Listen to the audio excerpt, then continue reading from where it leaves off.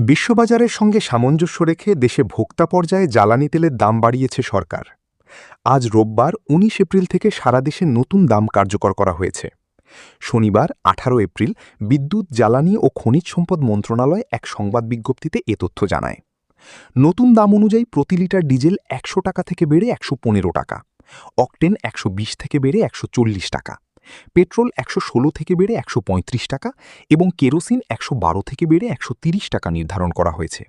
অর্থাৎ diesel litre প্রতি ১৫ টাকা, অকটেন ২০ টাকা, পেট্রোল ১৯ টাকা ও কেরোসিন ১৮ টাকা বেশি দামে কিনতে হবে ভোক্তাদের। এদিকে জ্বালানি তেলের দাম বাড়ায় সরকারকে সাধুবাদ জানিয়েছে বাংলাদেশ পেট্রোল পাম্প মালিক সমিতি। সমিতির সদস্য সচিব মীর আহসানুদ্দিন পারভেজ বলেছেন, বিশ্ববাজারের মূল্যবৃদ্ধির সঙ্গে সঙ্গতি রেখে সরকার এ পদক্ষেপ নিয়েছে। এতে জ্বালানি তেলের মজুদ প্রবণতা কমবে ও বিক্রিতে স্বচ্ছতা আসবে। এর আগে গত মার্চ মাসে প্রতি লিটার ডিজেল ১০০ টাকা, কেরোসিন ১১২ টাকা, পেট্রোল ১১৬ টাকা ও অকটেন ১২০ টাকায় বিক্রি হয়। ফেব্রুয়ারি ও জানুয়ারি মাসেও কাছাকাছি পর্যায়ে দাম ছিল।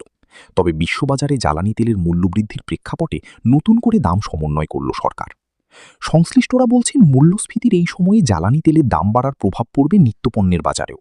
ইতোমধ্যে বাড়তি দামে পণ্য পরিবহন খরচ বেড়ে যাওয়ায় ভোক্তা পর্যায়ে আরও চাপ বাড়ার আশঙ্কা করছেন তারা।